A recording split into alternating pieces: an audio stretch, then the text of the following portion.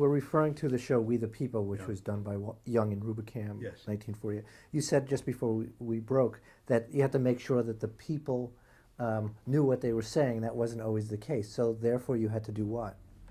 Well, we had cue cards, of course, by Speed Artist. Uh-huh. Let me walk through the first simulcast, which Sure. is typical. Good. First, I have 12 people on my staff. 3 are writers and handlers.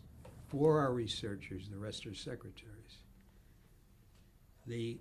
Each writer was assigned to his act.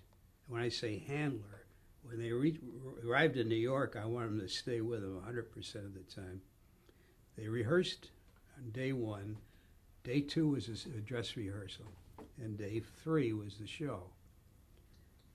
In the case of the first show, we had everybody thinking of any old acts they had that were good, and that's where the 2, what we call regular acts were, Evil Eye Finkel and A Perfect Steak. But we wanted to get big names. We were able for the first time to mix black and white when we got Nature Boy on, which was a big hit then, sung by Nat King Cole. Mm. He was the best singer who could sing that kind of show. Nat King Cole was on the first song? Yeah, Mm-hmm. he sang the song.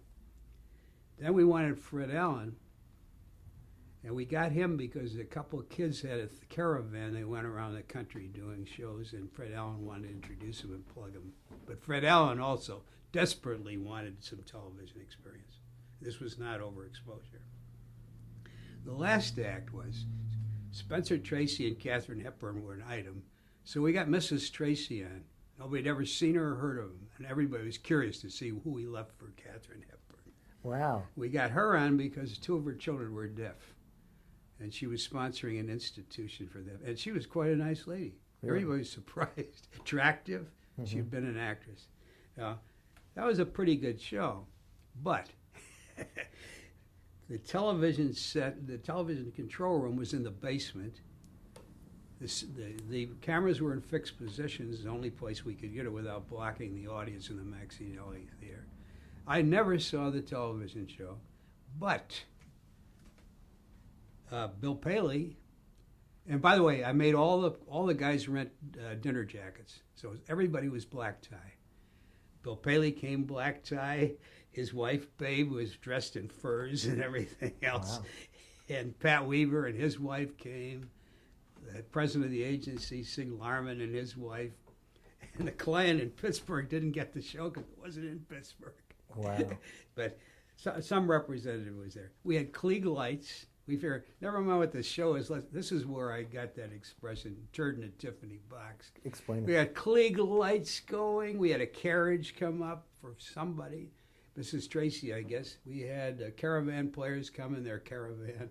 And the funniest one was that the guy who wrote Nature Boy was being pursued with subpoenas, and he came in through the roof. We got him climbed down the back to get in the theater. And limousines were coming with the Paleys and stuff like that. And it looked pretty, superficially, it looked great. But the show itself wasn't so great, so you Well, called Pat says when Pat came back, can't we put on a better show? Mm-hmm. I said, I don't think so. And that's when you called it a turd in a Tiffany box. Turd in a Tiffany box. Sure look good on the outside. Well, there were I'm trying to think of a couple of other things. Well, we had 12 people on this show. Nothing was added, by the way. And was it scripted, the conversation with people? Has to be scripted. Right. Everyone who took over that show or had anything to do with it or looked at it said, well, why don't you just let them talk? Did you ever interview amateurs with lights in their face and a crowd in front of them and get them to talk? You can't do it. You got to rehearse and rehearse and rehearse them. Which is an interesting lesson for the quiz scandals later on, isn't That's what Dan Enright and I had a long talk. I knew Dan Enright and Jack Berry at WOR. They were doing juvenile jury for me and some other things. They were great guys. Hey, let's finish this one for a minute, and we'll get to them. Yeah, I'll get to them later. The Tell problem with We the People Right. problem with We the People was that it's very difficult to do that kind of an anecdotal, incidental show. The way it's hard to put out Time magazine. You get clinkers. You got to get clinkers. Therefore, no one's going to say I'm going to watch We the People tonight there's nothing better, they fiddle around and find it on the dial, or they see one week we had Marcel Cerdan, Edith Piaf on. Marcel Cerdan, what did he do? He was living with Piaf. He was a boxer. Yeah, I know. What did he Middleweight do? champion. Well, he died after that in the Right. Azores in in Right. a plane crash. But we boxing, we can dress that up a little. Right. Somebody spar with him, and she can sing a little, and Right. they can hug a little. You have to fiddle around till you find out Right. what fits. And Case Summersby? No, that was the next show that came out of this for golf, which was called the Gulf Road Show with Buffalo Bob as the MC. Okay, we'll get to that later. Well, let's say Yeah. here, let me tell you some incidents. Right. We're always trying to upgrade with the people. The MC for radio was Dwight Weiss, who was a great actor, nice-looking man, but blah. You have to find something that commands people. Dan Seymour was the announcer, who was better than Dwight Weiss and ultimately turned out running the show. But Gulf wanted me to find an important person to act as their spokesperson on the show. Well, we auditioned everybody. Lawrence Melchior, some of the people, best news people, and we tried them on the air. And we finally came to one that everybody agreed on, Edward Stettinius. Edward Stettinius, the Secretary of State? It paid $35,000.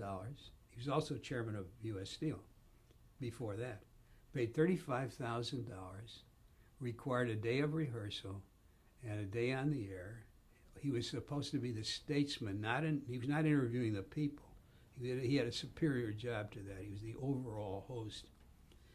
And he was involved in Liberia. He was deeply involved in trying to promote some kind of a thing in Liberia. Gulf approved him, thought it was a very good idea. I didn't have any problem from anybody else. The network, nobody had any problem with Stettinius. He's a giant, and he's a handsome man. Mm-hmm. And I met with him, and he'd agreed to $35,000 a year, if you can believe that. I met with him in his hotel room. I had my lawyer with me in case we were going to sign a letter of agreement. He had his lawyer. And everything was going fine until I said to him, I read in a paper that you had a heart condition, Mr. Stettinius. We have to know about things like that. And he turned purple, green, white. I'm fine, I'm in perfect health. Then I knew he was protesting too much. Mm-hmm. So I said, well, let's talk about this some more. And I left, and I went back and called Gulf and said, I think we ought to skip Stettinius. He died 2 months later. Wow. You can't get stuck with things like that. You got to anticipate. It's Wow. cruel, but you got to anticipate things like that. Wow. Who'd you end up getting? Dan Seymour. Right. We used these people that were giant people in every walk of life for a while, and obviously it was not a good idea. Mm-hmm. And Dan Seymour was better than Dwight Weiss, so we replaced him.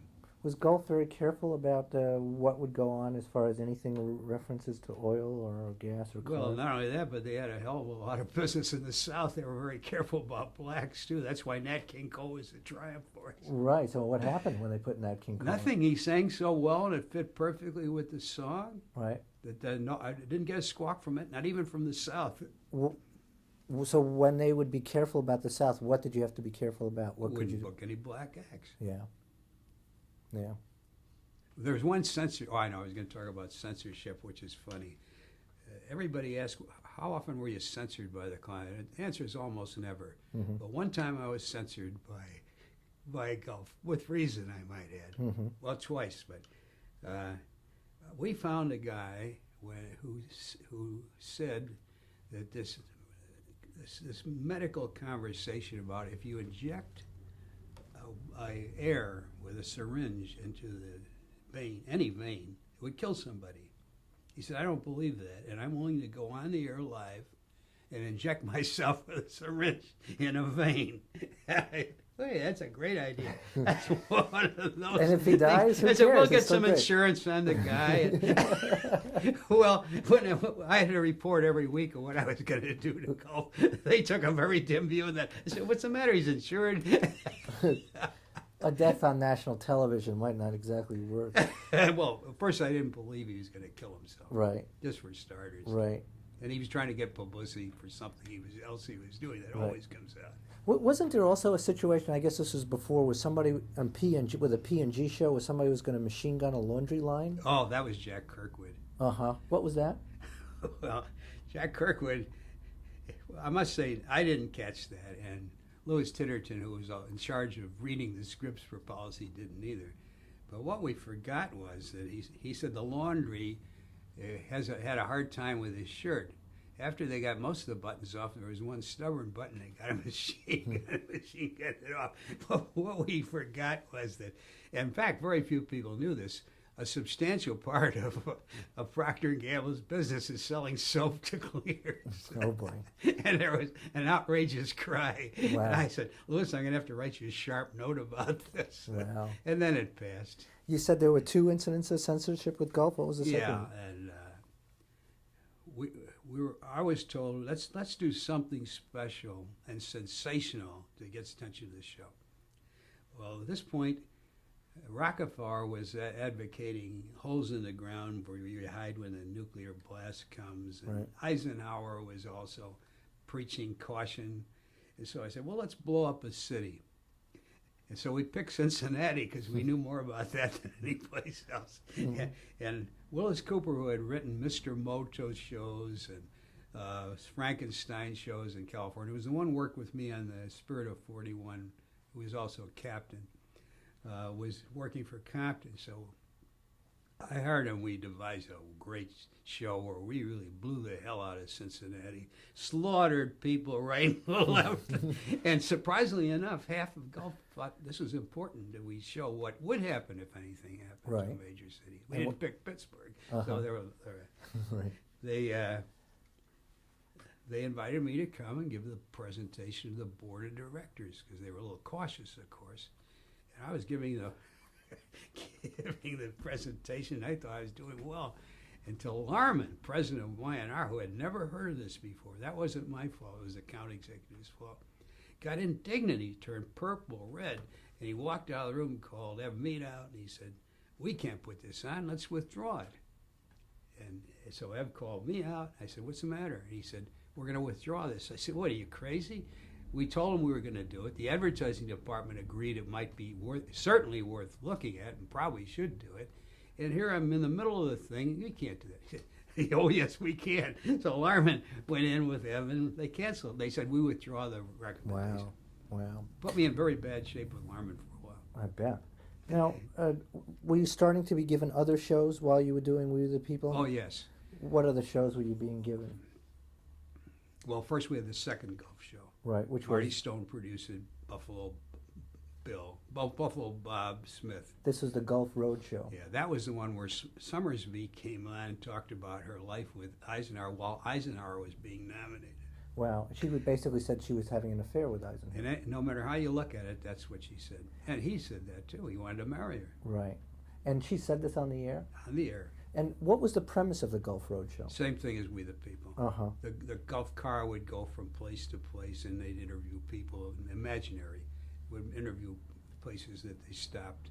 But in Washington effect, you would State. bring people to New York to be interviewed. Yes. And what'd you do, have a film of a car on the road or something like that?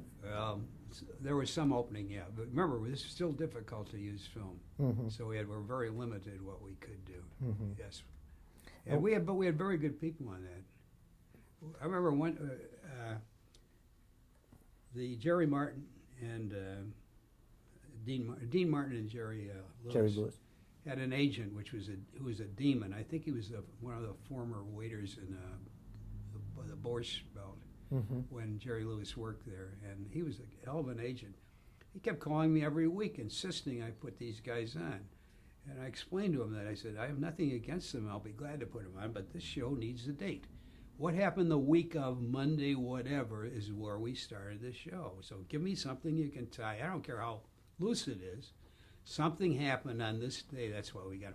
If we had Jerry Lewis and Dean Martin on, we might never have gotten off the air Mm-hmm. because there's no controlling those guys. But Right. I was willing to take that chance. Did they come on? They did not get on. He called me and said, "You didn't put these great guys on. You know where they are now, making Hollywood pictures." Right. I said, "You didn't give me a dateline." Right. Oh, the most I know the one I did. I don't want to forget this. Is one of the best stories. The hazards of simulcasting. We had a show with the regular people. Then we had Billie Holiday talking about her life selling and singing Strange Fruit. Now, this is very hard to get by Gulf in the first place, but we got to buy. Right. Charles Boyer was the final act.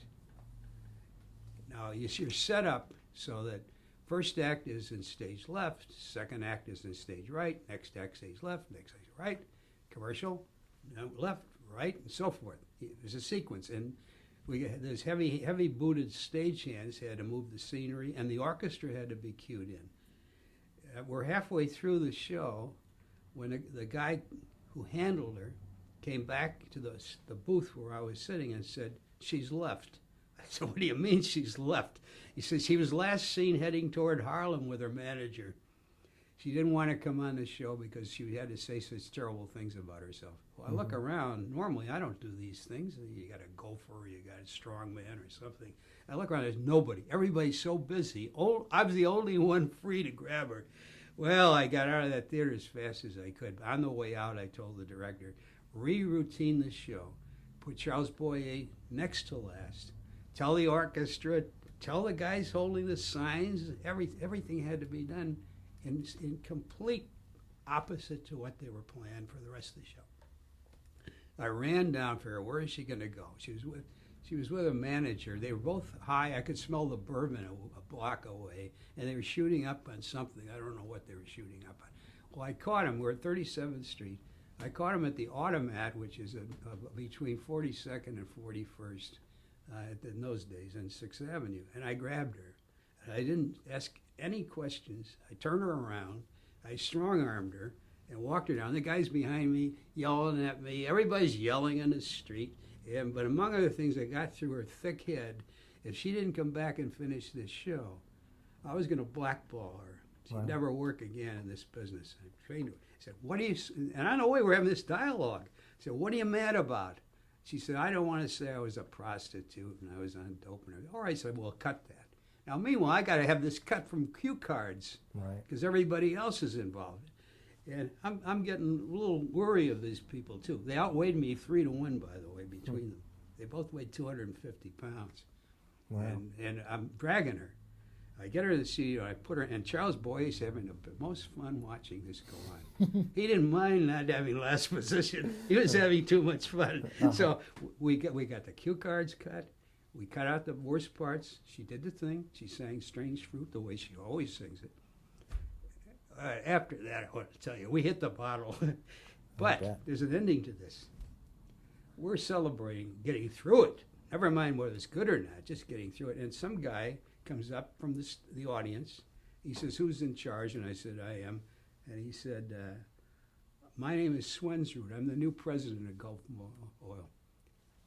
Why don't you tell us? We'll put you in a sponsors booth." He said, no, what I'm doing is visiting. Like everybody else, I stood in line. I wrote for a ticket. I'm in the balcony. He said, "I just want to see how it works." He said, "I thought it was a very good show." And he said, "Just one thing. Could we have that girl singing Strange Fruit on again?" Wow. I didn't sleep well that night. Wow. And did Gulf had a problem at all with her singing Strange Fruit? No, isn't that interesting? Not at all. If it's an artist who is related to a show and she's isolated from the rest of the cast, right, they liked it. Right. And somebody who's watching this doesn't know about Strange Fruit is a song about lynching. Exactly. Very powerful song. It's a broad audience where they never heard of Right. lynching. Wow. So what was the Buffalo Bob Smith like in those days? Well, he was a small town announcer and never should have left that. He had to deal with the children, but right. What we proved was there was no way he was going to go beyond being crazy Buffalo Bob kiddies. Right. No way to go beyond that. He couldn't do anything more than that. No. No. Was he good at all what he did? Not necessarily. No. He was like a talented amateur. Uh-huh. So you had We the People, you had the Gulf Roadshow. Yeah. Now, so both of these things you're working on at the same time. What else Yes. were you being given? Mind you, once again, I say, it sounds like you did everything. It's impossible. You delegate. We had, with Bob Smith, we had Roger Muir, who was his director, who was Right. very capable. By this time, Jim Sheldon, who was my director on radio, was capable of doing the whole show. And We hired Bill Gillette, who was one of the, well, Ralph Levy, I told you, did the show for Right. maybe 4 months. Right. And then he went to Hollywood, I think. Right. Then Bill Gillette was an Englishman who had some credits in England as an assistant director. And he came on, and he was so good in television. By this time, the television booth had come up so we could watch the thing, that we hired him for Young and Rubicam, and he became the one job that nobody had time to do, which was the development of shows. It means he was the contact for the agents and everything else. Pat was about to leave for NBC at that point, and Ev was in charge. Everhard Mead. Everard Mead Right. was in charge. And Ev just stood back and hung on, because when these things happen, no one says, now you're going to do this, you're going to do that. I was responsible to client for most of these shows, and I had to grab we had 200 people in radio department, and I had to grab the ones I thought were going to be able to do the job, including direction. Well, the technical director actually directed the cameras, even started very early on, but he had to decide what he was going to take and get the routine right, get the shots right, and some of them worked, some of them didn't. But you had to develop this for all of your shows, so you Yes. were quite busy at this point. Well, Dave Levy was doing some of his too. Right. So, Right. and that's fine with me. I wish we had 20, Right. but we didn't. Everybody was scared to death. I have never seen such cowardly people. They were frozen when they thought of what they had to do and the time they had to do it in. A man making a motion picture, Sam Goldwyn told me this when I cataloged his shows later. He said, I'm watching television. He said, I take 2 years to develop an idea. Just an idea. Then I begin to cast it. Then I begin to experiment with it. Then I hired this a director. I work with this. He said, how can you do anything in a week? And the answer is you can't. You do the best you can. In radio, you're trained to do this. When the clock goes up and it's 00, you're on. What happens after that? Immaterial. Just hang on. Hope the orchestra doesn't forget its part. Hope that everybody came in on time. Hope the stagehands don't knock the scenery down. The fly isn't on somebody's nose. It's impossible to do a good live show. But you tried. We had to. And it certainly didn't stop you from doing We live had to. shows. Right. Let's take let's take how does a show get on the air? Let's take Packard, Mm-hmm. a declining automobile, but a proud automobile. You would think that everybody would go through a lot of special motions. And the head of the Detroit office of Young and Rubicam said, come out to Detroit for cocktail hour and meet with Hugh Hitchcock, the advertising director. I can't make it because my wife's got me booked at a charity. I'm alone. Well, now, Hugh Hitchcock was a gentleman. He came from a Ivy League school. He liked show business, but he had no background whatsoever. The two of us had 2 drinks, and at the end of that, he said, okay, on television. Now, I'm supposed to write I never wrote anything more than I had to. What is called a memorandum of understanding with the client. And I wrote, met with the client in Detroit. I didn't say in a nightclub or having a drink. He authorized us to proceed with a show for Packard, name to be announced, cast to be announced, network to be announced, and he's appropriated $4 million. And then you then had to come up with a show. I had no idea what I was going to do. Then I was lucky. First place, talent agencies were very helpful. We'd go through, what do they have we can put on a show? Holiday Hotel. I don't know where the name came from. But we grabbed it. Maybe we couldn't even clear it, but nobody bothered. But we put on Holiday Hotel. We could get Everett Horton to be the MC, or who was the manager of the hotel. There's an orchestra. There's a singer. There are comedy acts. And all that in sequence. It couldn't be good. There's no way it could have been good. But certainly it wouldn't put you to sleep. But the thing that happened was great was somewhere along the line, Ev and Pat were hiring people from Hollywood who were out of work or whatever. And I got the beauty of them all. Felix Jackson, who wrote Marlene Dietrich's Destry Rides Again. Of course. Married to Deanna Durbin, recently divorced. He was a conductor of the Berlin Symphony Orchestra in Berlin when he was 13 years old. And a gentleman and a wonderful writer. I said, you're it. You're the producer of this show. So who came up with the concept of Holiday Hotel? All of us. Just by sitting around. Once just you got by the sitting around. once you got the okay, then you had to say, all right, let's come Yeah, up with a show. It's Judy Garland and Mickey Rooney. Let's And put that's on it. a show. And that's how a show got on That's the air. how a show got it. And that's all. That's the only way you get involved is when somebody tells you, "Here's the money, do it." And If you're not afraid, you Right. just do it. And Felix Jackson actually went on to become the producer of Studio One. Yes. Okay. Well, Felix Jackson was a very special person, a very dear. Matter of fact, I was invited to go to his 90th birthday. He was insisting I come out there, and that was about a year ago, just before he died. Yeah. And I said, Felix, a trip to Katona, which is 6 miles, takes me 2 weeks planning. I can't get out to your birthday. Now, were the commercials for these shows done separate and apart from, or were you also Very important supervising? point. There was no commercial budget for any of these shows. Huh. None, zero, because all shows in radio were in part of the show. Right. So when somebody wanted to do something special, the writer would say to me, "Couldn't you get us some money in the budget for commercials?" Well, it was very difficult because no one thought of it in that terms. But Packard was different. No one had photographed a car live, and the angles and lighting of photographing a car are very complex. The dimensions, what it looks like from the angle you're shooting, the quality of the car has to become. And we hired a guy who I happen to know very well named Alexander Gray, who played the Shadow in Broadway and several other one of those musicals. And he was a Packard dealer. And he came on. Here's a man with all the show business, travels and shows on the road, everything. He froze. We couldn't get a word out of him. On the air live? Part of it on the air live. Wow. He was replaced very quickly by a pro. When you say there was no commercial budget, but you did have commercials. Oh, yes. So what were the commercials? Well, don't forget we had sets. Mm-hmm. So in the beginning, the commercials were devised to be in the existing sets. Mm-hmm. And Dan Seymour still did the Gulf commercials. Mm-hmm. Once in a while, we'd hire somebody. We sent one of the kids out to get a muscle man. Well, tell us that story, right? And all he was supposed to do was take a sledgehammer, plump into a pan of grease on the floor to show how this did it. I'm not sure, but this was the script. Show how good golf was when he got hit with a sledgehammer by a giant. Well, that's great. That's very helpful. But isn't it? nobody rehearsed him. And he had one line: "I'm the golf giant." And we're almost on the air, and Danny's interviewing him, and he said, "I am the golf giant."